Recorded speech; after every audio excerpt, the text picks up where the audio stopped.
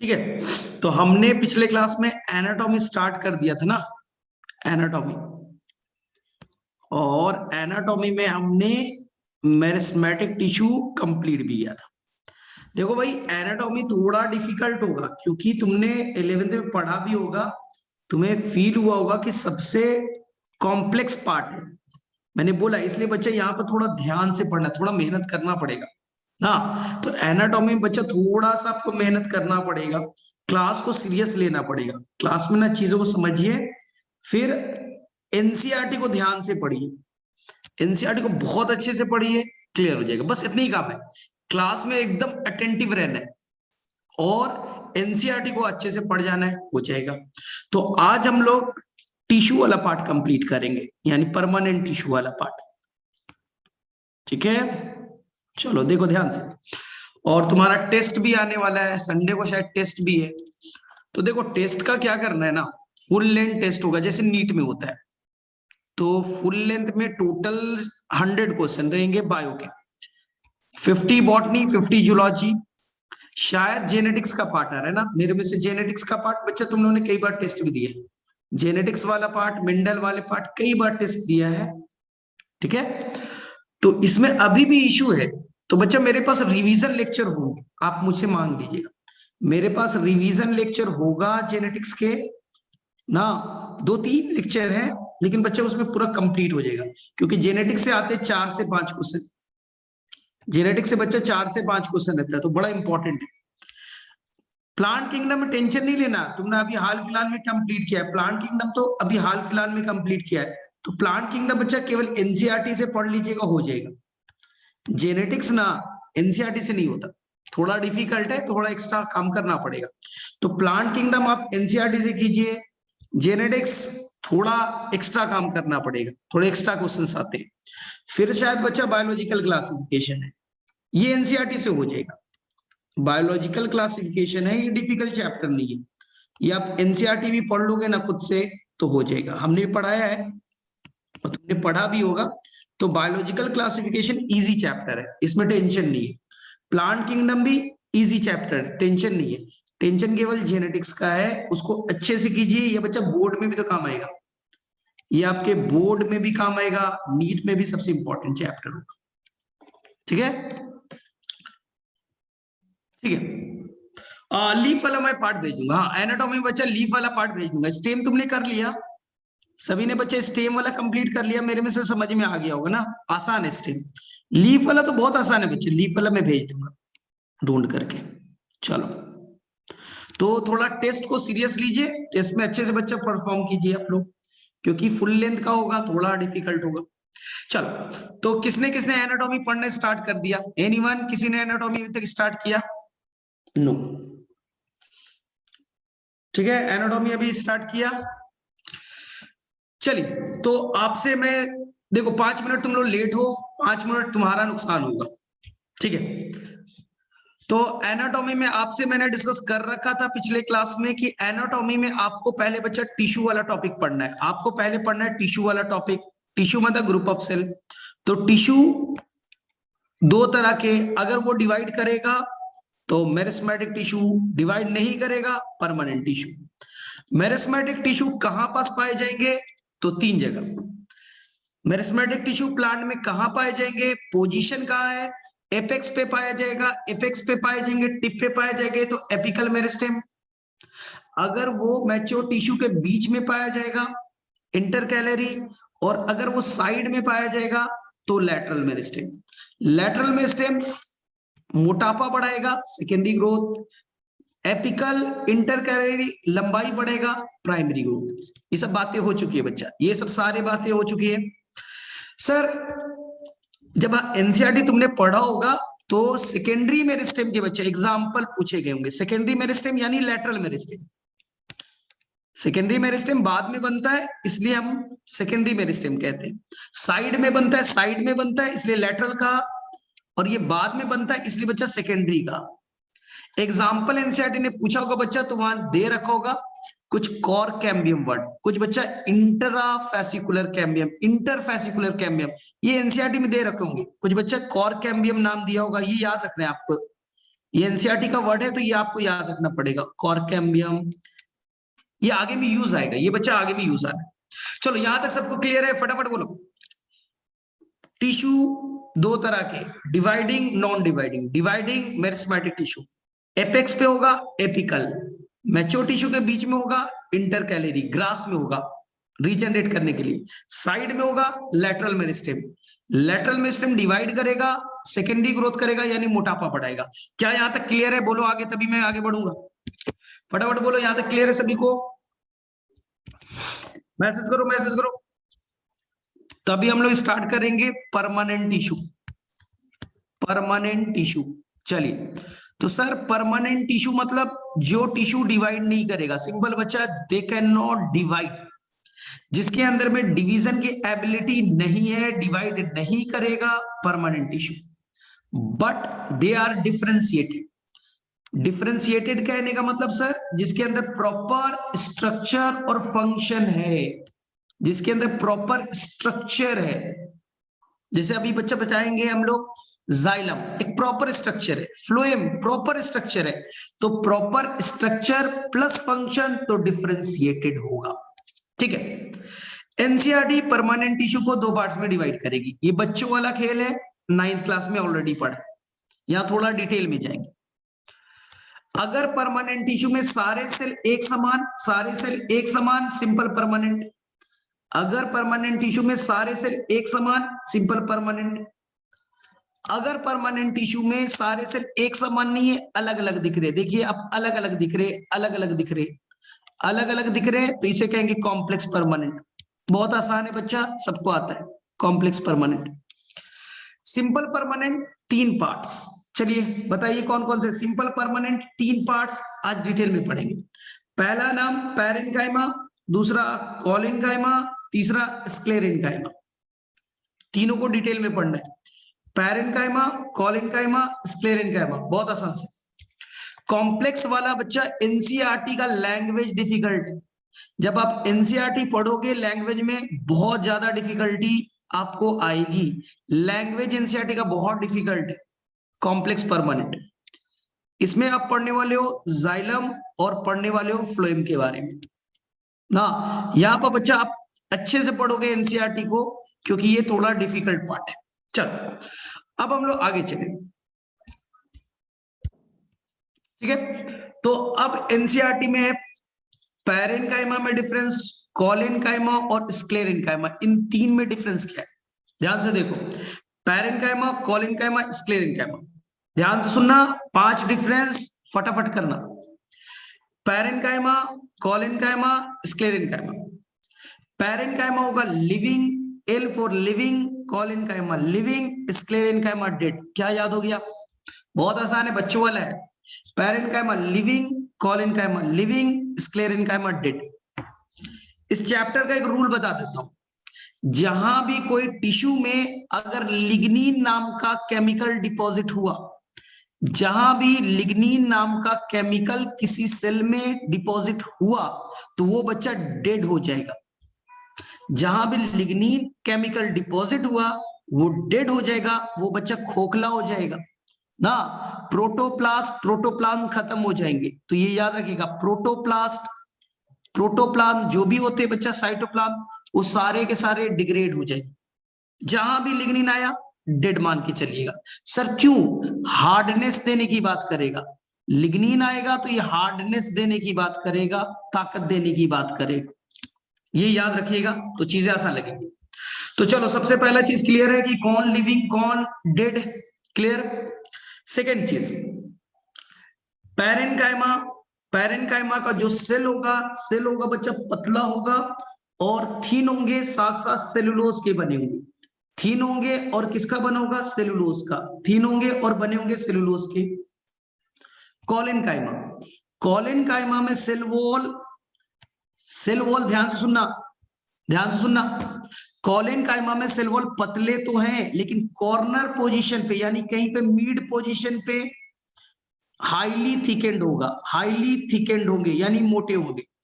तो कहीं पे पतले होंगे और कहीं पे मोटे होंगे, तो कहीं पे थिन होगा और कहीं पे थिक होगा। जहां पर थिक होंगे उनके अंदर में सेलुलोज के अलावा पेक्टीन का डिपोजिशन होगा, pectin plus hemicellulose, pectin plus hemicellulose का डिपोजिशन होगा। एकदम इजी है। जहां पास मोटे होंगे वहां पर पेक्टीन प्लस हेमीसेलुलोज का डिपोजिशन होगा। डन। चलो स्क्लेरेन कायमा, स्क्लेरेन कायमा के अंदर में मैंने क्या बोला, एक केमिकल का डिपोजिशन होगा, एक केमिकल का डिपोजिशन होगा जिसका नाम है लिग्नीन। और लिग्नीन जब आएगा, लिग्नीन जब आएगा तो ये क्या करेगा, साइटोप्लाज्म प्रोटोप्लाज्म को डिस्ट्रॉय कर देगा, खत्म कर देगा, और सेल विल बिकम डेड। अंदर में कुछ भी नहीं रहेगा, खाली खोखला स्ट्रक्चर है। ये देखिए खाली खोखला स्ट्रक्चर है, जिसे आप कहिएगा ल्यूमेन, ल्यूमेन। इस खाली खोखले स्ट्रक्चर को आप क्या कहने वाले हैं, ल्यूमेन। क्या यहां तक चीजें क्लियर है? पैरेनकाइमा सेल वॉल थिन होगा और बने होंगे सेलुलोज के। कोलेनकाइमा कॉर्नर पे थिक होगा, बने होंगे पेक्टीन और हेमीसेलुलोज के। और स्क्लेरेनकाइमा में हाईली थिकेंड है, हाईली थिकेंड है क्योंकि लिग्नीन आ गया है, अंदर से खोखले हो गए हैं, ठीक है, उसे ल्यूमेन कहेंगे। क्या बातें समझ में आ गई? चलो सब कुछ एनसीईआरटी में दे रखी।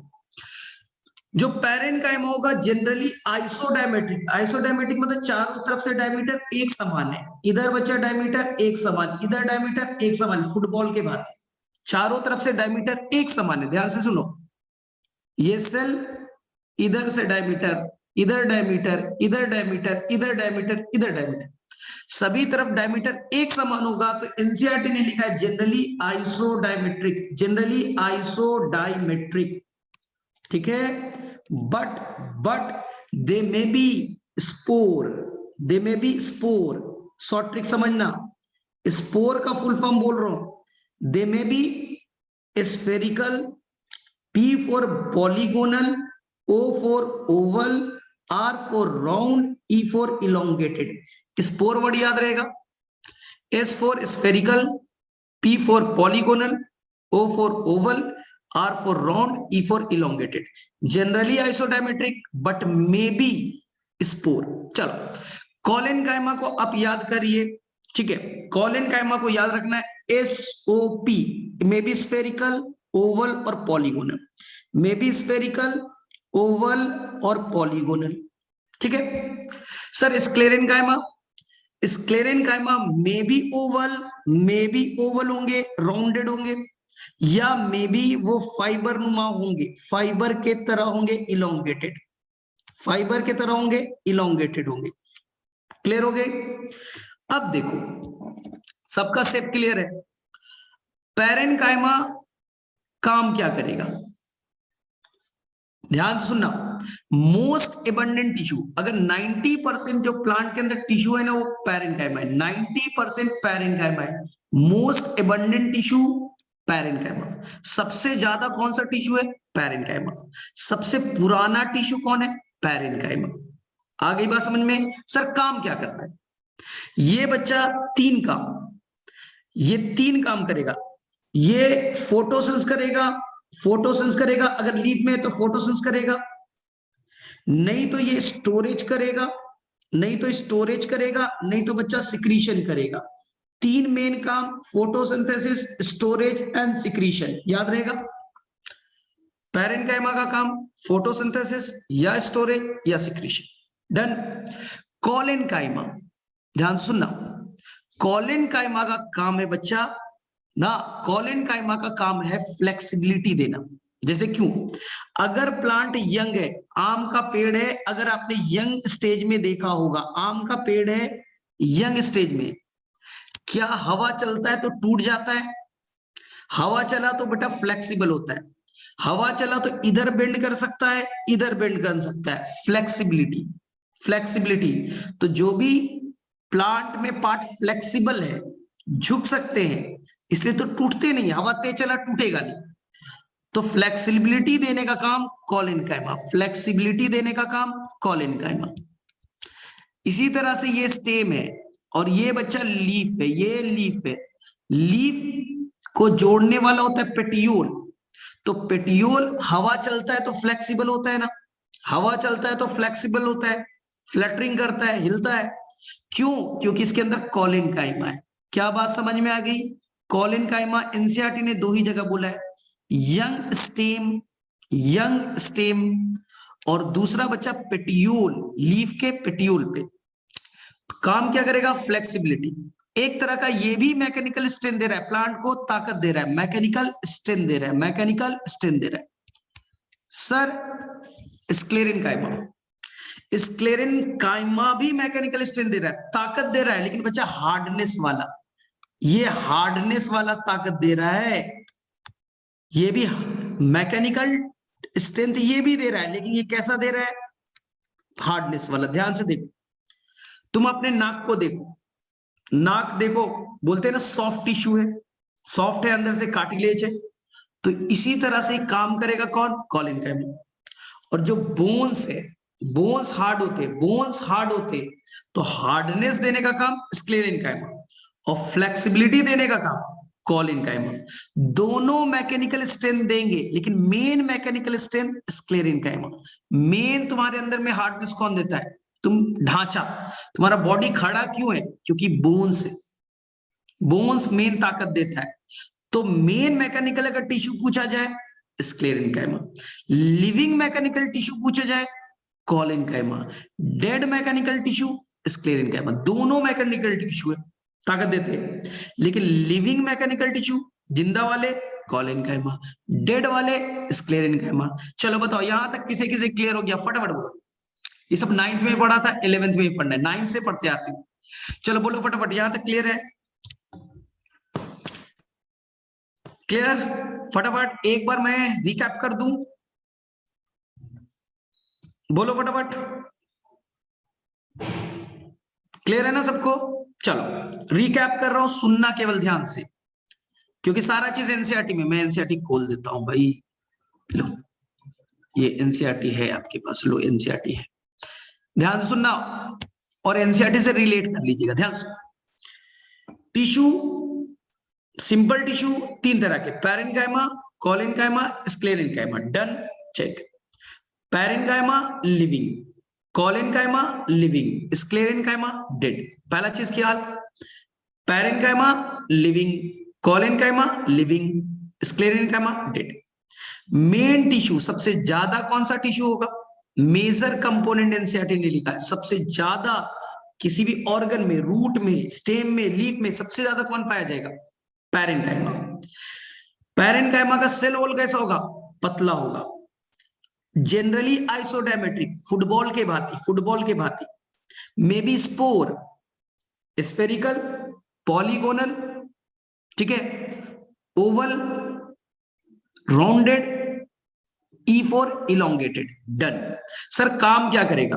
काम करेगा फोटोसिंथेसिस अगर लीफ में है तो, नहीं तो स्टोरेज करेगा, सिक्रीशन करेगा। सेल वॉल पतले हैं, सेल्यूलोज के बने, इससे ज्यादा नहीं बच्चा। सेकेंड एनसीईआरटी का वर्ड मैं डिस्कस कर दे रहा हूं। अगर पैरेन्काइमा, अगर पैरेन्काइमा ना लूजली है, इसके टिश्यू बच्चा लूज है, तो लूज है तो बीच में खाली जगह आएगा, इंटरसेल्यूलर स्पेस, बीच में इंटरसेल्यूलर स्पेस होगा।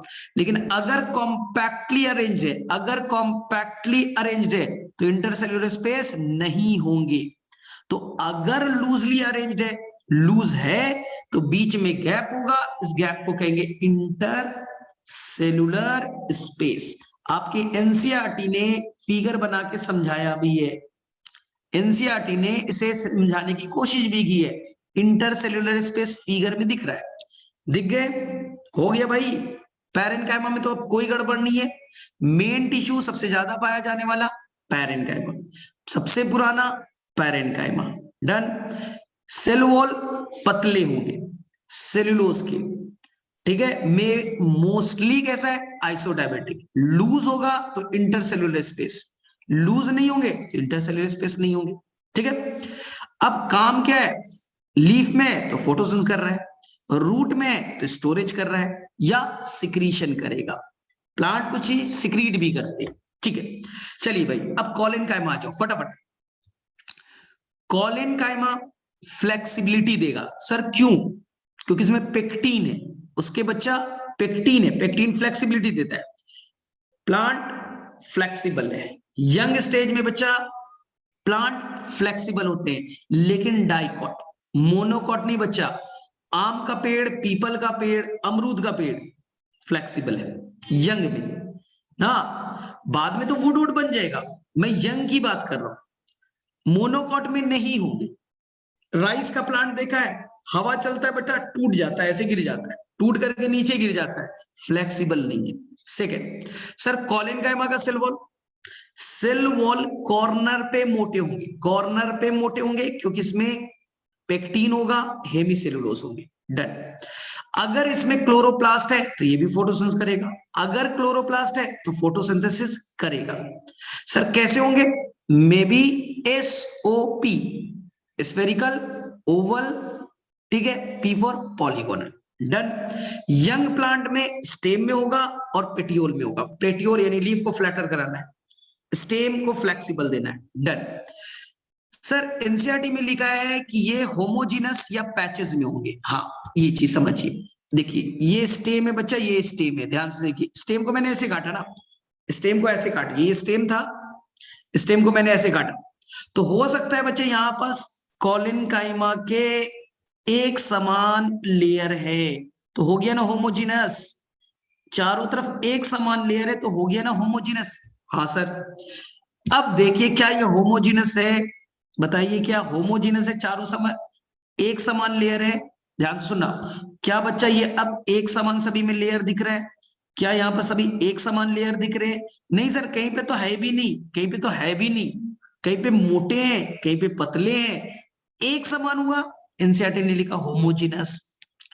अगर अलग अलग थिकनेस का है तो बचा पैचेस, पैचेस मतलब अलग अलग थिकनेस, पैचेस, ठीक है, डन। आ गई बात समझ में, बोलो भाई कॉलिनकाइमा तक किसी किसी क्लियर हो गया, फटाफट बोलो, स्क्लेरेनकाइमा अब डिटेलिंग करूंगा, फटाफट बोलो, मैसेज करो मैसेज, कॉलिनकाइमा क्लियर सभी को, कहीं पर सब रिपीट तो नहीं करने कॉलिनकाइमा, बोलो बोलो फटाफट,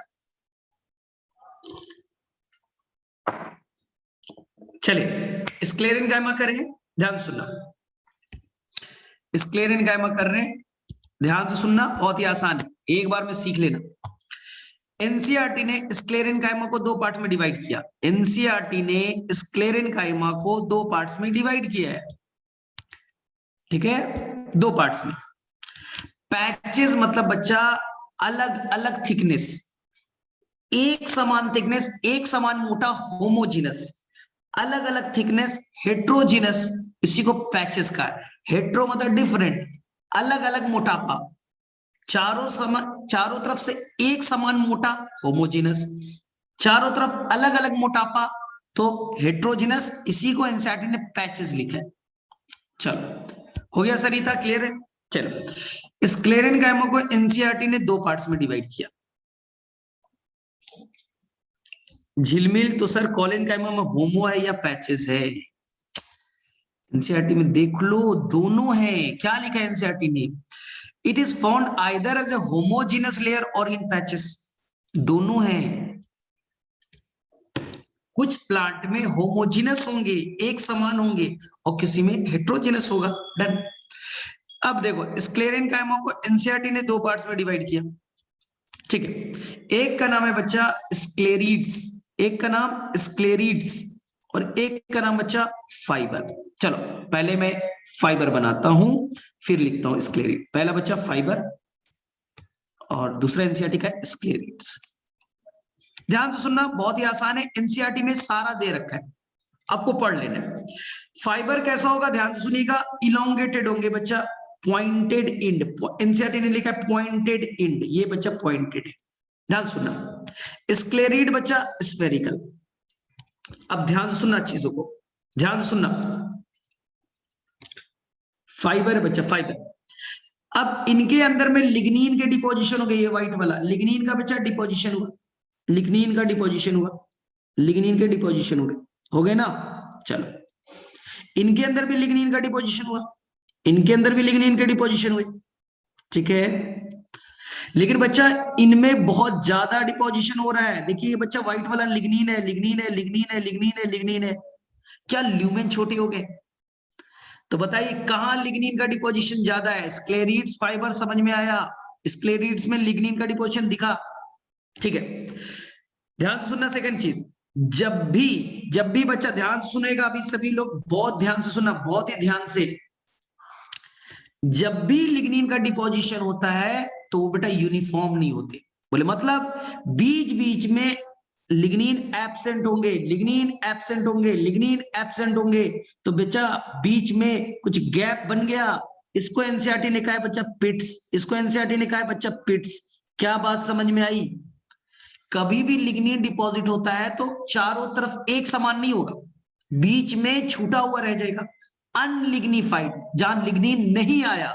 इसी को एनसीईआरटी ने कहा है बच्चा पिट्स, PITS, पिट्स।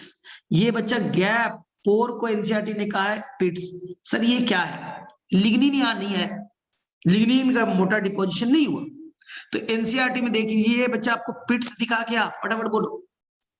ल्यूमेन अंदर का खाली खोखला जगह, पिट्स यानी अनलिग्निफाइड एरिया, यानी वहां पर गैप, पोर्स। डन, समझ में आ गया? फटाफट बोलना, फटाफट बोलते जाना, मैं एक्सप्लेन करते जाऊंगा। अब देखो ध्यान से, दोनों में डिफरेंस। तो फाइबर में लिग्निन का डिपोजिशन है लेकिन कम है, लिग्निन का डिपोजिशन बेटा कम है, स्क्लेरिड्स में ज्यादा है। देखिए ना, मोटा लेयर बनाया है। सेकेंड, यहां पर ल्यूमेन देखो बच्चा, ल्यूमेन बड़े है ना, ल्यूमेन बच्चा बड़ा है ना। अगर लिग्निन कम है तो ल्यूमेन बड़े होंगे, और यहाँ लिग्निन ज्यादा है, यहाँ बच्चा लिग्निन ज्यादा है तो ल्यूमेन क्या होंगे? छोटे होंगे। क्या दोनों में ल्यूमेन का डिफरेंस आया? क्या ल्यूमेन का डिफरेंस आया? हाँ। फाइबर जब भी होगा बच्चा जनरली ग्रुप में होंगे, फाइबर बच्चा ग्रुप में होंगे। स्क्लेरिड्स सिंगल रहना पसंद करेंगे, अकेले रहेंगे। फाइबर ग्रुप में रहना पसंद करेंगे। ठीक है, फाइबर कैसे है? नुकीले हैं, पॉइंटेड इंड है। फाइबर कैसे है? नुकीले हैं, पॉइंटेड इंड है, पॉइंटेड निडल की तरह। ठीक, जबकि स्क्लेरिड्स कैसे है बच्चा? स्फेरिकल है। आ गई बात समझ में? तो लिग्निन का डिपोजिशन कहां ज्यादा कहां कम? क्लियर। ल्यूमेन कहां छोटा कहां बड़ा? डन। कहां पास, कहां पास? स्फेरिकल। कौन इलोंगेटेड? कौन ग्रुप में रहेगा, कौन सिंगल रहेगा? क्या चार डिफरेंस याद हो गए? क्या बच्चा चार डिफरेंस याद हो गए? एनसीईआरटी में सारा दे रखा है, देख लीजिए। The fibres are thick walled, elongated लंबे, एंड पॉइंटेड नुकीले हैं। जनरली अकर्स इन ग्रुप, वो ग्रुप में रहेंगे in various part of the plant. Sclereids are spherical, oval भी हो सकते हैं, सिलेंड्रिकल भी, लेकिन मेनली स्फेरिकल।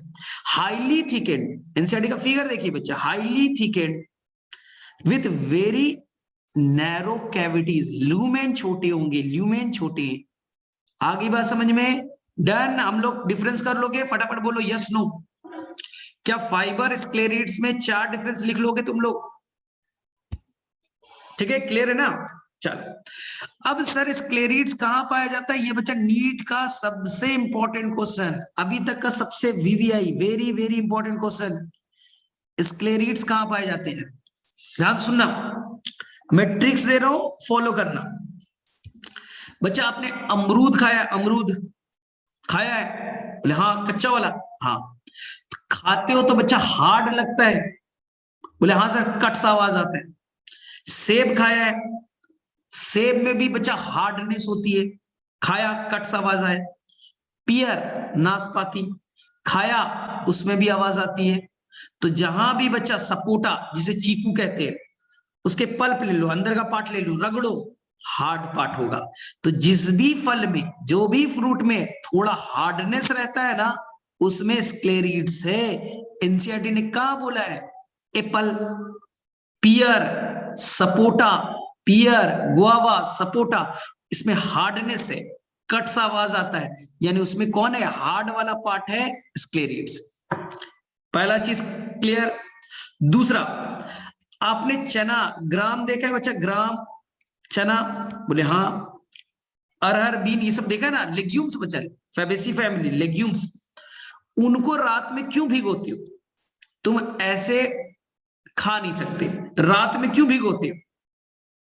राजमा ये सब क्यों भिगोते हो? सर उसका सीड कोड हार्ड होता है, पानी अंदर जाएगा, सीड कोड स्वेल होगा, फटेगा। तो जो भी लेग्यूम्स होते हैं, ग्राम, अरहर, मूंग वाले, जो भी लेग्यूम्स होते हैं, उनके सीड कोड हार्ड होता है, इसलिए रात में भिगोना पड़ता है, क्योंकि सीड कोड पानी आएगा, फटेगा, सॉफ्ट हो जाएगा। तो जो भी सीड कोड होते हैं लेग्यूम्स में, उनके अंदर क्या है? स्क्लेरिड्स है। और अगर आपने चाय की पत्ती देखी होगी, शायद आपने रियल में चाय का प्लांट ही नहीं देखा होगा, तो जो चाय की ना, टी का बच्चा लीफ होता है, वो भी हार्ड होता है, क्योंकि उसके अंदर में क्या मौजूद है? स्क्लेरिड्स मौजूद है। तो ये एनसीईआरटी में 3 मैंने ट्रिक दे दी है, शायद याद हो गया होगा, फटाफट पढ़ लो। These are commonly found in fruit wall of nuts, जैसे पल्प ऑफ फ्रूट, पल्प जो फ्रूट खाते हैं, फ्रूट का जो पार्ट है ना, जो खाते हैं ना, अमरूद, अमरूद में जो खाया ना, वो बेटा पल्प है। गुआवा खाते हो, आवाज आता है हार्डनेस का। पियर, नाशपाती खाते हो, कट सा आवाज आता है। सपोटा, चीकू खाया है, अंदर में निकाल करके देखना, रगड़ना, हार्ड रहेगा। सीड कोट ऑफ लेग्यूम्स इसलिए रात में भिगोया जाता है। चने को रात में क्यों भिगोते? राजमा को क्यों भिगोते? मटर को क्यों भिगोते? क्योंकि उसका सीड कोट हार्ड होता है, पानी आएगा, सॉफ्ट हो जाएगा। और लीव्स ऑफ टी, चाय की पत्ती हार्ड होती है, क्योंकि स्क्लेरेनकाइमा है। Sclerenchyma provide mechanical support to organ, ये हार्डनेस देने का काम और करता है। ये तो मैंने आपको समझा दिया। क्या बच्चा सारा याद हो गया? सारे एग्जांपल डन, याद हो गए? फटाफट बोलो, आगे चलेंगे। क्या सारे एग्जांपल याद हो गए? ठीक है, सारे पार्ट याद हो गए। चलो चलो, अब हम लोग कॉम्प्लेक्स टिश्यू में चले। ये बच्चा सबसे हार्ड पार्ट तुमने पढ़ा होगा 11th में, लेकिन ये पार्ट तुम्हें समझ में नहीं आया होगा। ये बच्चा, ये पेज किसी को समझ में नहीं आता। पढ़ तो लेते हो, बहुत बोरिंग लगता है, बोलते कुछ समझ में नहीं आया। तो आपको थोड़ा सा बच्चा पेशेंस रखना पड़ेगा ना। ट्रिक्स देते जाऊंगा, टेंशन मत।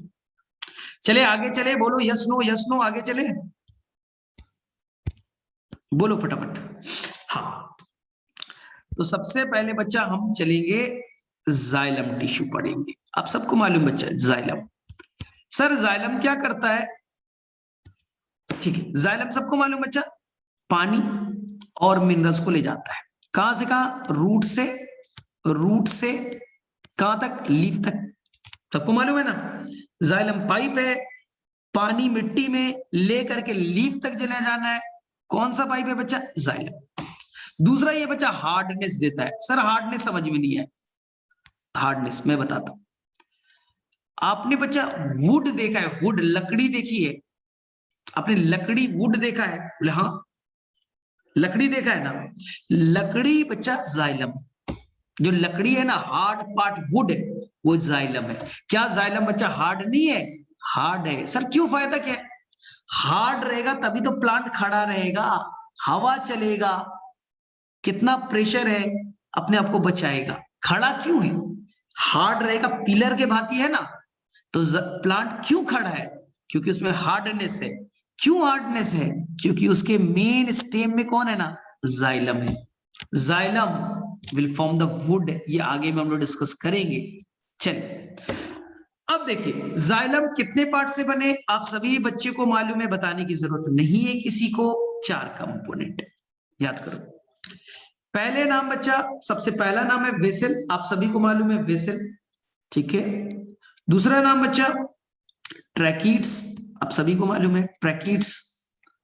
चलिए तीसरा नाम बच्चा जाइलम फाइबर, जाइलम फाइबर, ठीक है। सर ये फाइबर कौन वाला है? वही फाइबर है क्या? हाँ, स्क्लेरेनकाइमा में अभी फाइबर वर्ड पढ़ा ना, वही फाइबर है, वही फाइबर है, दूसरा फाइबर नहीं है। वही नोकीले पॉइंटेड वाले जो ग्रुप्स पे रहते थे। और लास्ट है बच्चा जाइलम पैरेनकाइमा, जाइलम पैरेनकाइमा। चलिए सबसे पहला चीज जो बोलूंगा ध्यान से सुन लो। इनमें से वेसल्स डेड है, ट्रैकीड्स डेड है, फाइबर्स डेड है, लिविंग बच्चा एक ही है। इसलिए ओवरऑल ये टिश्यू कैसे हो गए? डेड। ओवरऑल बेटा टिश्यू कैसे हो गए? डेड, क्योंकि वेसल डेड है, ट्रैकीड्स डेड है, फाइबर डेड है, जिंदा कौन है? पैरेन्काइमा। डन। ध्यान सुनना, जिम्नोस्पर्म के अंदर में वेसल्स नहीं होते, जिम्नोस्पर्म के अंदर वेसल्स नहीं होते, ठीक है? फिर से बोल रहा हूं, पानी ले जाने का काम वेसल करेगा बच्चा, जो ऐसा ट्यूब लाइक है, मोटा ट्यूब की तरह है ना, मोटा ट्यूब की तरह, बांसुरी की तरह दिखता है। पोर है बच्चा, पूरा खुला हुआ है, देखिए पूरा पोर है, बढ़िया से गैप वैप है पानी ले जाने के लिए। ट्रैकीड्स है, पतला पाइप है, पतला पाइप है, लेकिन ये बंद है, बंद पाइप है, ठीक है ना? पानी ले जाने का काम वेसल्स करेगा और ट्रैकीड्स करेगा। फाइबर बच्चा ताकत देने का काम करेंगे, अभी अपने फाइबर पढ़ा है ना, फाइबर का काम है ताकत देना, और पैरेन्काइमा का काम है फूड का स्टोरेज करना, खाने को स्टोरेज करने का काम पैरेन्काइमा। जाइलम फाइबर हार्डनेस देगा, ताकत देगा, स्क्लेरेन्काइमा है ना, हार्डनेस देगा। चलिए, और पानी ले जाने का काम कौन संभालेंगे? ट्रैकीड्स और वेसल्स। तो ट्रैकीड्स और वेसल्स को मैं कहूंगा जाइलरी एलिमेंट, जाइलरी एलिमेंट, क्योंकि ये पानी ले जाने का काम करेंगे। चलिए, अब ध्यान से सुनिएगा, जिम्नोस्पर्म के अंदर में बच्चा पानी ले जाने के लिए ट्रैकीड्स केवल है, वेसल्स नहीं है। तो वेसल्स केवल और केवल एंजियो में पाए जाते हैं, एंजियो में पाए जाते हैं, कोई गड़बड़ नहीं करना। जो जिम्नोस्पर्म होते हैं उनके अंदर जाइलम फाइबर है, जाइलम पैरेन्काइमा है, और ट्रैकीड्स से पानी ले जाने के लिए। वेसल्स नहीं है बच्चा, इसलिए वो अच्छे से पानी नहीं ले जा पाते, मोटा पाइप नहीं है पानी ले जाने के लिए, बस पानी किससे ले जाते हैं? ट्रैकीड से। चलो, यहां तक सबको क्लियर है? अब मैं नया चीज बता रहा हूं, तुम्हें लग रहा है बच्चा कि जाइलम पैरेन्काइमा एक सेल है, जाइलम फाइबर एक सेल है, ट्रैकीड्स एक सेल है, और वेसल्स एक सेल है। गलत। वेसल्स बच्चा मल्टी सेलुलर है, वेसल्स मल्टी सेलुलर है। बोले मतलब? एनसीईआरटी पढ़ो, एनसीईआरटी में जब देखोगे तो वेसल्स लिखा है बच्चा कि जो बना है वो बहुत सारे वेसल एलिमेंट से, वेसल मेंबर के मिलने से बने, वेसल एलिमेंट, वेसल मेंबर के मिलने से वेसल्स का फॉर्मेशन होता है।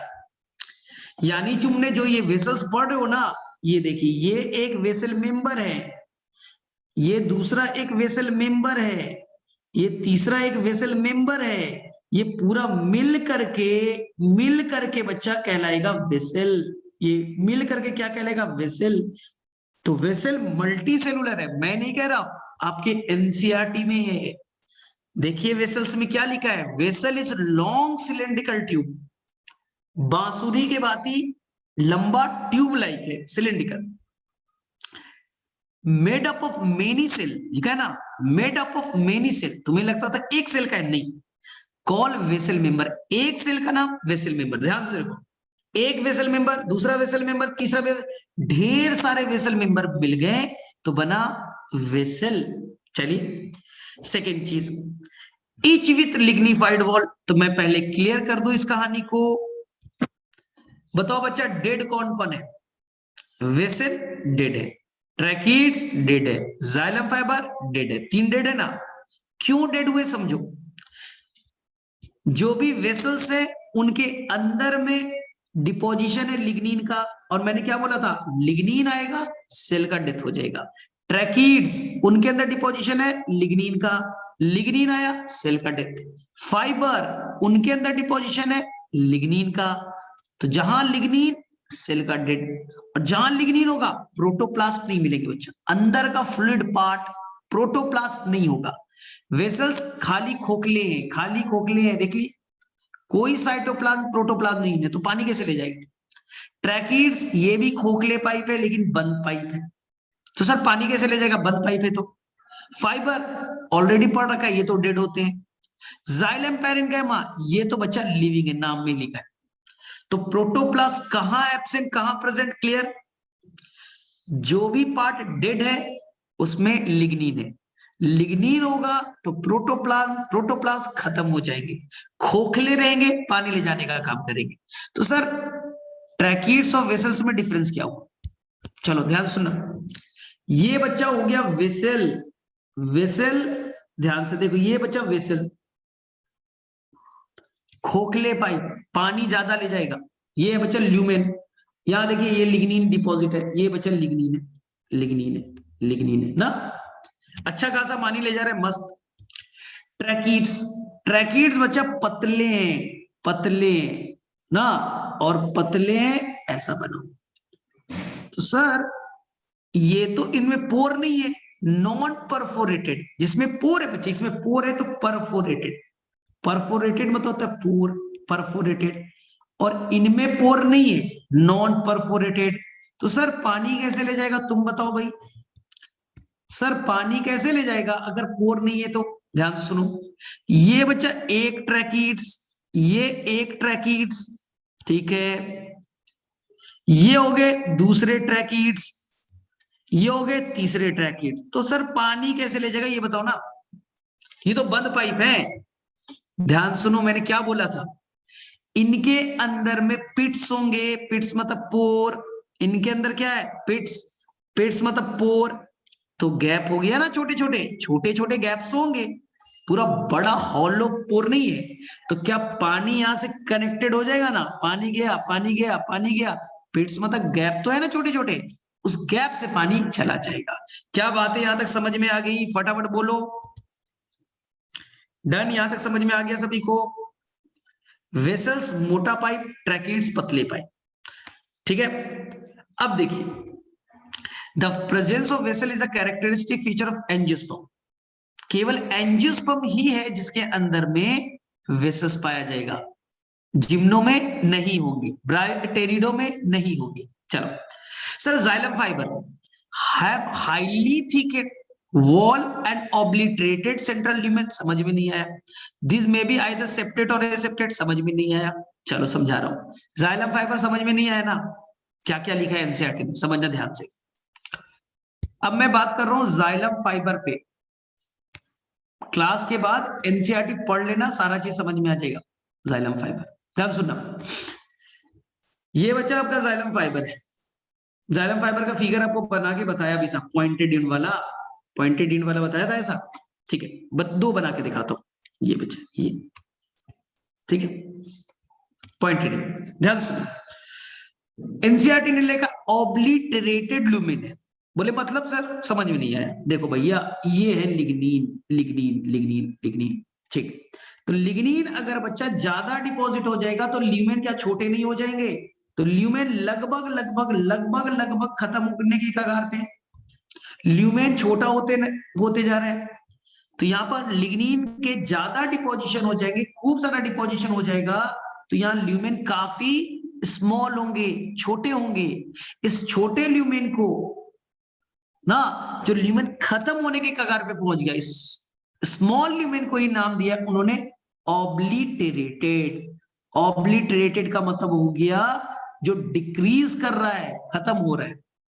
आई बात समझ में। एनसीईआरटी में देखिए क्या आपको मिला, हाईली थिकेंड, बहुत सारा लिग्निन आ गया, एंड ऑब्लिटरेटेड सेंट्रल ल्यूमेन, इससे ल्यूमेन छोटा हो गया। ऑब्लिटरेटेड समझ में आया, डिक्रीज होने वाले, जो घट रहे हैं, कम है।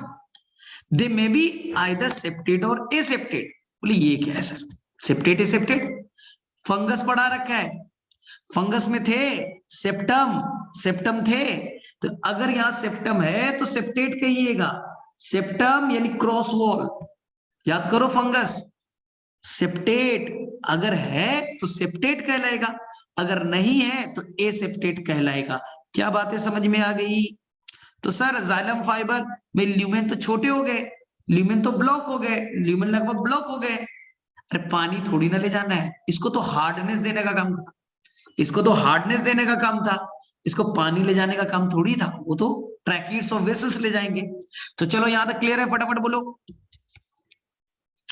जाइलम पैरेन्काइमा लिविंग, काम क्या करेगा, खाने को स्टोर करेगा, खाने को स्टोर करेगा, जैसे फैट्स है, जैसे स्टार्च है, टैनिन्स है। सर टैनिन्स क्या होता है, कुछ होते हैं बच्चा प्लांट के फूड मटेरियल, प्लांट के फूड मटेरियल है, एनसीईआरटी ने बोला टैनिन्स। तो ये खाने को स्टोर करेंगे। और radial conduction of water takes place by ray parenchyma, बोले ये क्या समझ में नहीं आया सर, चलो रे पैरेन्काइमा बताता हूं। ध्यान से सुनना, ये बच्चा प्लांट, ये प्लांट, ये रूट बच्चा, ये लीफ, ये जाइलम, ये बच्चा जाइलम पानी को लीफ तक ले जाएगा। ठीक है, तो पानी किधर जा रहा है, ध्यान से बताओ। पानी बच्चा, पानी का डायरेक्शन ये है ना, पानी का डायरेक्शन ये है ना, अपवर्ड मूवमेंट।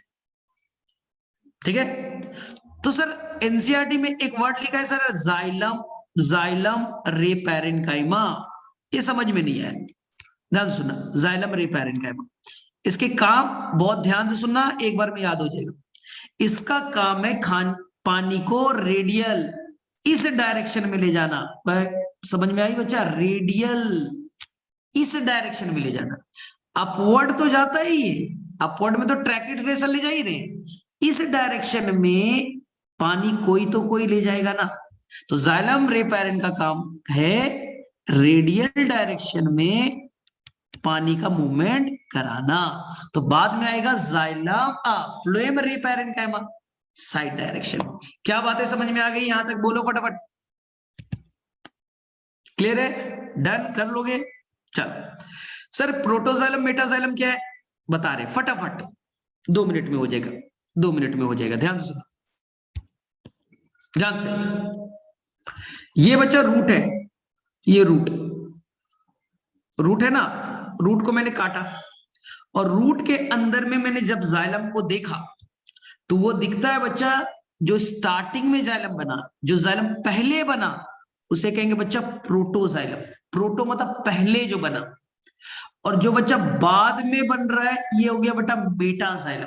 जो पहले बना पीएक्स प्रोटोजाइलम, बाद में बना मेटाजाइलम, इतना याद रहेगा।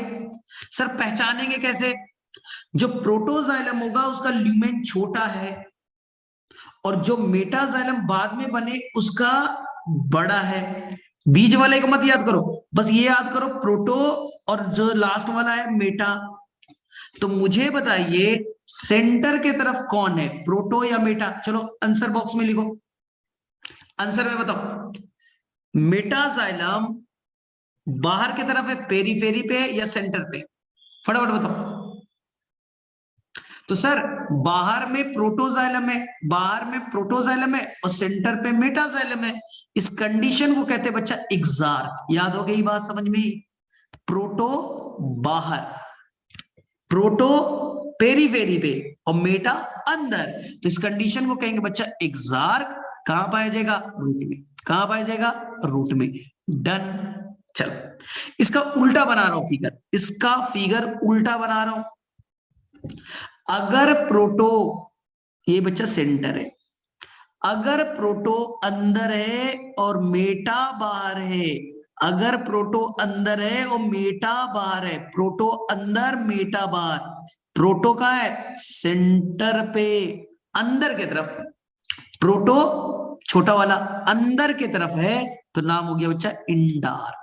इंडार्क मतलब अंदर की तरफ कौन है, प्रोटो। इंडार्क कहां पाया जाएगा, स्टेम में और लीफ में, यानी शूट पार्ट में, स्टेम में और लीफ में। कैसे बच्चा, इंडार्क। क्या बातें समझ में आई, बोलो फटाफट, एक लाइन में सबको समझ में आ गया। अब देखो इसी को एनसीईआरटी ने इतना लिखा है कि xylem is of two type, proto and meta. First form primary xylem, जो पहले जाइलम बना उसे कहेंगे प्रोटोजाइलम, जो बाद में बना मेटाजाइलम। इन स्टेम, पहले स्टेम समझाया, प्रोटोजाइलम टुवर्ड्स सेंटर, अभी बनाया था ना, सेंटर पे प्रोटो तो इंडा, सेंटर मतलब पिथ, सेंटर को पिथ कहते हैं। And the metaxylem toward the periphery, बाहर में कौन है, मेटाजाइलम है। This type of primary xylem is called endarch. Sir primary xylem क्यों कहा, समझा दूंगा। रूट में बताओ, प्रोटो बाहर, मेटा अंदर, तो इसे कहेंगे एक्सार्क। अब बताओ किसे किसे समझ में आ गया, क्या रिपीट करने की जरूरत है, बोलो फटाफट। एक्सार्क इंडार्क समझ में आया? रिपीट करना है? आ गया ना सभी को? फटाफट बोलो। तो 1 मिनट में रिपीट कर दूंगा, मुझे कुछ नहीं, आसान है, कर लोगे। प्रोटो बाहर, प्रोटो बाहर। अब ट्रिक दे देता हूं, देखो एक ट्रिक दे देता हूं। तुमने बेटा गन लिया, तुमने लिया गन, गन से तुमने बच्चा कर दिया किसी को शूट, गन से क्या कर दिया? शूट। तो उससे उसका लाइफ हो गया द एंड, उसका लाइफ हो गया बेटा एंड। तो जहां भी होगा शूट यानी स्टेम और लीव, वहां होगा बच्चा इंडार्क। जहां होगा स्टेम और लीव इंडार्क, यानी कि आप प्रोटो अंदर की तरफ, इंडार्क मतलब प्रोटो अंदर की तरफ, तो इंडार्क। प्रोटो बाहर की तरफ, एक्सार्क। चलो डन। अब हम लोग चले फटाफट पढ़ ले फ्लोएम। फ्लोएम का काम खाने को ले जाना, फ्लोएम का काम खाने को ले जाना। चलिए, phloem is made up of 4 parts, सबको मालूम, बताने की जरूरत नहीं। पहला नाम सीव ट्यूब, पहला नाम बच्चा सीव ट्यूब। दूसरा कॉम्पेनियन सेल, दूसरा कॉम्पेनियन सेल। और तीसरा फ्लोएम पैरेन्काइमा, तीसरा फ्लोएम पैरेन्काइमा। और चौथा है फ्लोएम फाइबर, फाइबर। ध्यान सुनना, इनमें से sieve tube living, companion cell living, parenchyma living, fibre dead. क्या ये चीज याद हुआ? इसमें लिविंग कौन है, डेड है, ये तो सबको याद है हो गया। फाइबर जहां भी होगा डेड होगा। चलो सेकेंड क्वेश्चन, ओवरऑल, इसलिए ओवरऑल फ्लोएम कैसा होगा? Living tissue. सेकेंड चीज, सेकेंड ध्यान सुनना, जिम्नो के अंदर में सीव ट्यूब नहीं होंगे, कॉम्पेनियन सेल नहीं होगा। जिम्नो के अंदर में सीव ट्यूब की जगह पाया जाएगा सीव सेल, सीव सेल। और कॉम्पेनियन सेल की जगह पाए जाएंगे एल्बुमिनस सेल। याद रहेगा, albuminous cell. Done. Sieve tube की जगह सीव सेल, कॉम्पेनियन सेल की जगह एल्बुमिनस सेल। डन। थर्ड चीज, थर्ड चीज, सीव ट्यूब मल्टी सेलुलर। फिर से बच्चे, sieve tube multicellular, companion unicellular, phloem parenchyma unicellular, phloem fibre unicellular. Sir कैसे? तो ध्यान सुनिएगा, सीव ट्यूब एक्चुअली में बचा एक सेल बना है, इसका नाम है सीव एलिमेंट, सीव ट्यूब एलिमेंट। ये सीव ट्यूब एलिमेंट, ये सीव ट्यूब एलिमेंट आपस में छोटे छोटे गैप से जुटे हैं बच्चा, गैप से जुड़े हैं, गैप से जुड़े हुए। तो क्या आपको पूरा का पूरा एक ट्यूब नहीं दिख रहा है? ये पूरा का पूरा एक ट्यूब नहीं दिखा, बहुत सारे सेल है छोटे छोटे गैप से जुड़े, तो पूरा एक ट्यूब नहीं दिख रहा है। छोटे छोटे पोर से आपस में जुड़े, यहाँ पर छोटे छोटे पोर से आपस में जुड़े, तो पूरा ट्यूब दिखाना, तो नाम बचा सीव ट्यूब। एक का नाम सीव ट्यूब एलिमेंट, एक का नाम सीव ट्यूब एलिमेंट। क्या बातें समझ में आई? क्या बातें समझ में आ गई? हाँ। अब एनसीईआरटी में अगर तुम फिगर देखोगे बच्चा, तो कुछ समझ में आ रहा है? नहीं आ रहा है।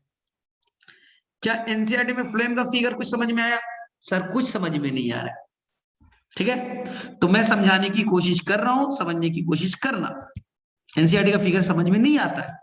देखो, सबसे पहले आपने बच्चा सीव ट्यूब बनाना है, तो ये आपने बनाया सीव सेल, ये बच्चा sieve cell, sieve tube element, sieve tube element, sieve tube element. आपने बच्चा 3 बना दिया सीव ट्यूब एलिमेंट। अब ध्यान से सुनना, सीव ट्यूब एलिमेंट में पोर्स है, पोर्स है, पोर्स है, यहां भी पोर्स है, यहां भी पोर्स है। तो क्या बच्चा यहां पास पूरा एक प्लेट नहीं बन गया?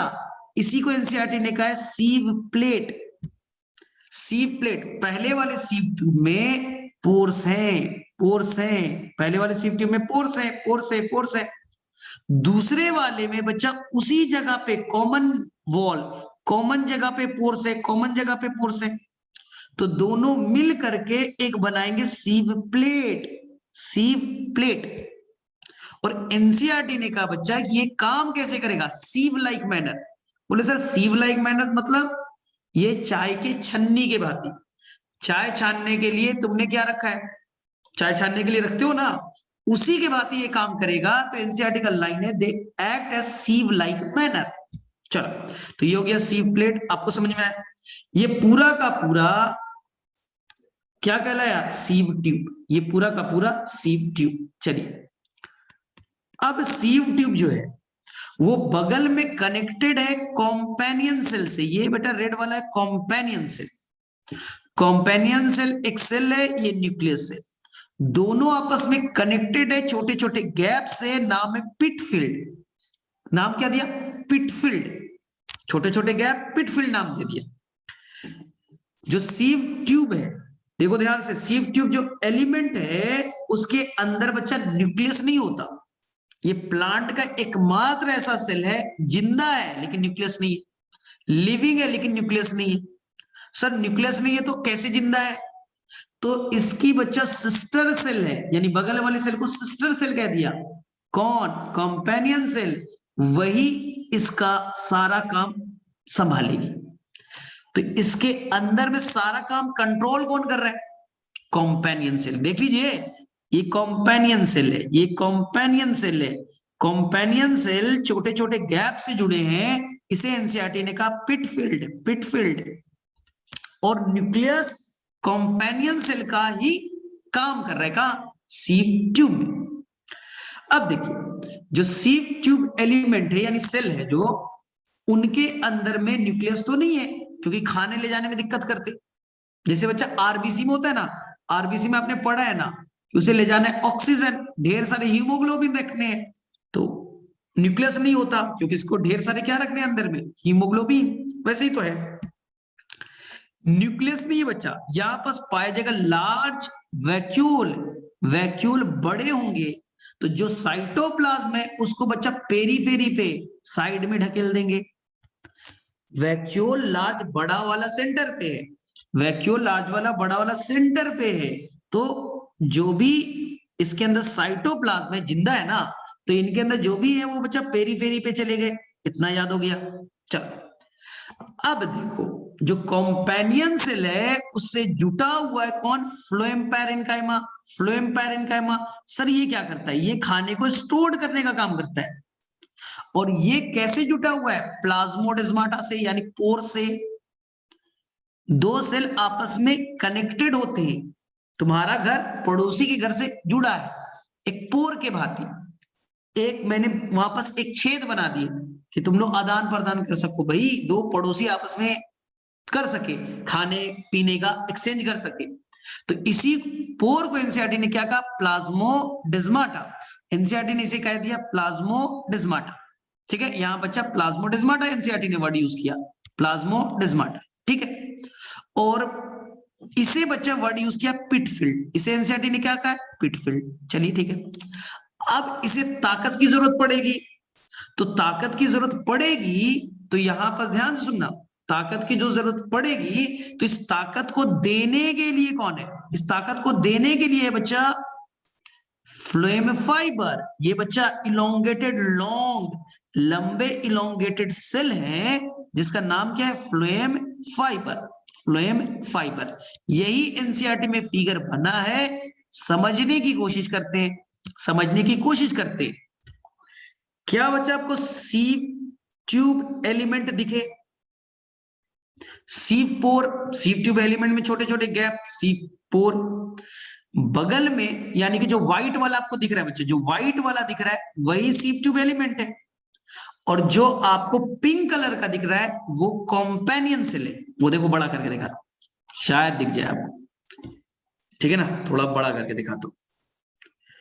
ठीक है, तो देखिए ध्यान से, जो आपको पिंक वाला दिख रहा है वो कॉम्पेनियन सेल है, और जो व्हाइट वाला सेल दिख रहा है वो सीव ट्यूब एलिमेंट है। बीच में बड़ा सा वैक्यूल है और साइटोप्लाज्म पेरीफेरी पे चला गया।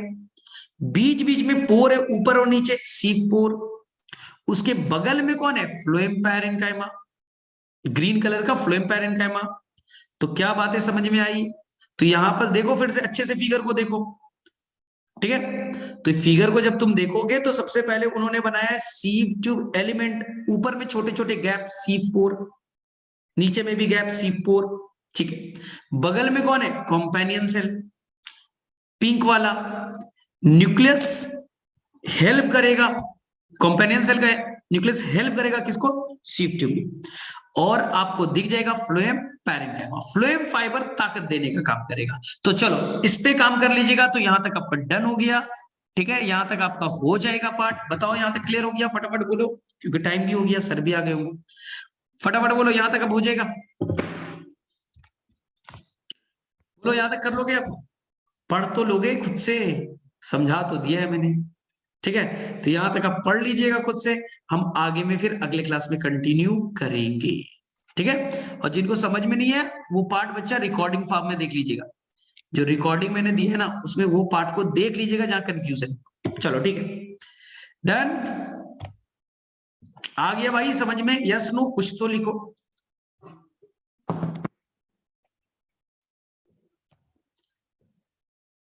चलो ठीक है,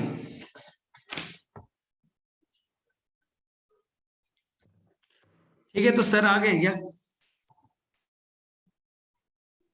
जी सर। अच्छा ठीक है सर, आ गए, मैं आपका 2 से 3 मिनट ले लिया सर। ठीक है ठीक है ठीक है ठीक है सर, आप कंटिन्यू कीजिए।